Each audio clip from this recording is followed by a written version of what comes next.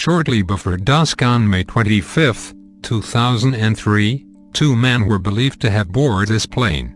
One of them was identified to be American pilot and flight engineer Ben Charles Padilla. The other was an unknown hired mechanic from the Republic of the Congo. Both men were working with Angolan mechanics to get the plane ready for dispatch. Neither of the two were certified to fly a Boeing 727, which is an aircraft normally designated for 3 aircrew. It was believed by U.S. authorities that Padilla was at the controls. The aircraft began taxiing without communicating with the control tower. It maneuvered erratically and entered a runway without clearance. The tower tried to make contact, but there was no response. The aircraft took off with its transponder and lights turned off, heading southwest over the Atlantic Ocean. Neither the plane nor the two men have been seen since. Its disappearance prompted a worldwide search by the FBI and the CIA. In July 2003 there was a sighting of the missing plane reported in Conakry, Guinea, but it was conclusively dismissed by the U.S. State Department. In 2010 reports leaked as part of Cablegate indicated that the United States searched for the plane in multiple countries including Sri Lanka. A ground search was also conducted by diplomats stationed in Nigeria at multiple airports, but with no findings. In September 2010, an extensive article published in Air and Space magazine was also unable to draw any conclusions on the whereabouts or fate of the plane, despite extensive research and interviews with individuals knowledgeable of details surrounding the disappearance. A scheduled non-stop flight from MacDill Air Force Base in Florida to Benguir Air Base in Morocco on March 10, 1956. This military aircraft was unarmed, carrying 2 capsules of nuclear weapons material. While en route, the aircraft completed its first aerial refueling without incident. However, after descending through solid cloud to begin its second refueling at 14,000 feet, the aircraft failed to make contact with its tanker. Despite an extensive search, no debris was ever found and the crash site has never been located. The crew have since been declared dead. This cargo aircraft was scheduled to depart Narita International Airport in Tokyo for Galeão International Airport in Rio de Janeiro via Los Angeles on January 30, 1979.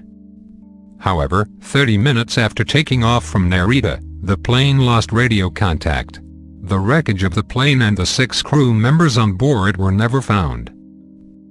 This United Nations flight was scheduled to depart Vancouver International Airport for Haneda Army Air Base in Tokyo via Elmendorf Air Force Base, Alaska at 6:35 p.m. on July 21, 1951. The flight was on schedule when it was reported at the Cape Spencer intersection in British Columbia 90 minutes from Anchorage, and gave an estimated time of arrival for Yakutat at 12 a.m. However, nothing further was heard from the aircraft, and at 12:44 a.m. an emergency warning was issued when the aircraft was overdue to report. The U.S. and Canadian Air Force carried out an extensive search but failed to find any traces of the aircraft or its 37 occupants on board. The search was called off on October 31. This military grouping flight for the British Air Ministry was scheduled to depart Stansted Airport, United Kingdom for Jamaica with 6 crew and 33 passengers on February 1, 1953. The aircraft made a stop at Larges Field in the Azores and successfully departed at 11:25 p.m. for its second stopover at Gander Airport in Newfoundland. En route, the aircraft transmitted positional operational meteorological reports at 1-hour intervals from 12:10 a.m. to 4:25 a.m. on February 2. However, at 5:31 a.m. Gander received an urgency signal from the aircraft giving a position before a message saying SOS, SOS, SOS DEGA. The message stopped abruptly and no further communications were heard from the aircraft. An extensive air and sea search failed to find any traces of the aircraft or its 39 occupants aboard. Carrying an 8-man crew and 36 passengers, this flight was scheduled to depart Elmendorf Air Force Base, Alaska for Great Falls Air Force Base, Montana on January 26, 1950. The aircraft made an initial attempt to depart, but was delayed for several hours after the pilots reported having trouble with one of the 4 engines. 2 hours after its eventual departure, the aircraft was reported to be on course and had passed over Snag, Yukon. However, there were no further communications from the aircraft. An hour after it was overdue to arrive in Montana, Operation Mike, a search and rescue program combining as many as 85 American and Canadian planes in addition to 7,000 personnel, was launched to search the 350,000 square miles of the Pacific Northwest for the missing plane. Unfortunately, the search turned up nothing, and on February 20th the search was officially cancelled. It was announced to relatives of the missing that they were presumed dead. 62 years later, in 2012, the descendants of the missing servicemen started a petition to the federal government seeking to resurrect the search for their families' remains. In 1948, a flight carrying a crew of 12 and 40 passengers was scheduled to depart Fort-de-France-Martinique at 2:50 a.m. on July 31st and arrive in Port-Teddy in French West Africa at 1 a.m. on August 1st. However, just after midnight on August 1st, an American radio station in the Azores received a mayday from the aircraft. Its last position was estimated to be 1,100 nautical miles north of the Cape Verde Islands.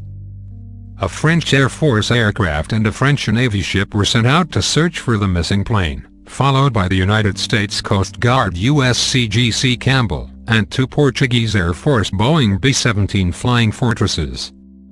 On August 3rd, the French weather ship La Verrière reported receiving a distress message from the aircraft, followed by another message, which they received early the next morning. The USCGC Campbell reported finding 2 seats from the aircraft at a position of 1,570 nautical miles east of Puerto Rico, and an aircraft reported seeing wreckage 15 nautical miles from the position the seats were found. Some of the wreckage showed signs of fire. However, the search for the survivors was called off on August 9th. Following the accident, Air France withdrew the late Tecker 631 from its services. Scheduled to depart Gilgit Airport for Islamabad International Airport in Pakistan on August 25, 1989, the aircraft disappeared shortly after taking off at 7:36 a.m. The last radio communication was reported at 8:50 a.m. from one of the pilots in the aircraft.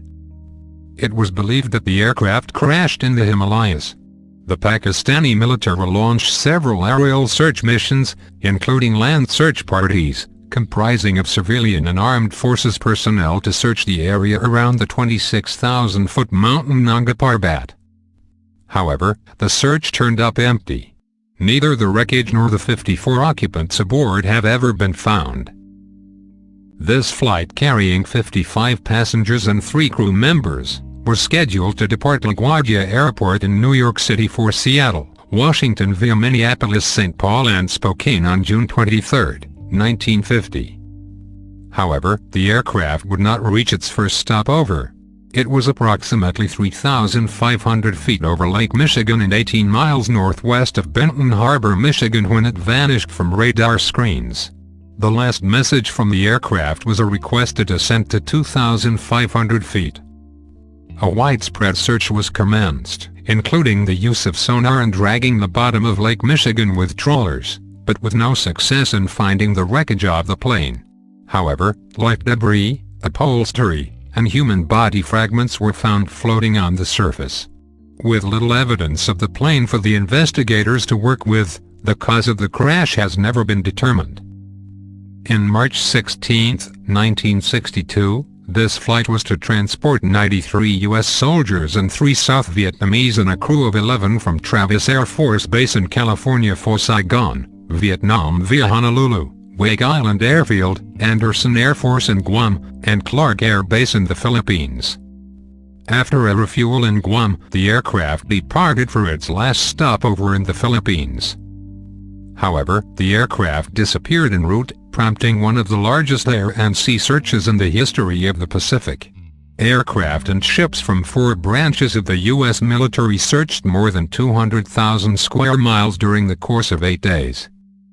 The crew on board a civilian tanker witnessed what appeared to be an in-flight explosion, which was believed to be the missing plane. However, no trace of the wreckage or debris was ever found. Based on the evidence provided by the witnesses, the Civil Aeronautics Board determined it was likely the fate of Flight 739. Although, the exact cause could not be determined without examining the remnants of the plane.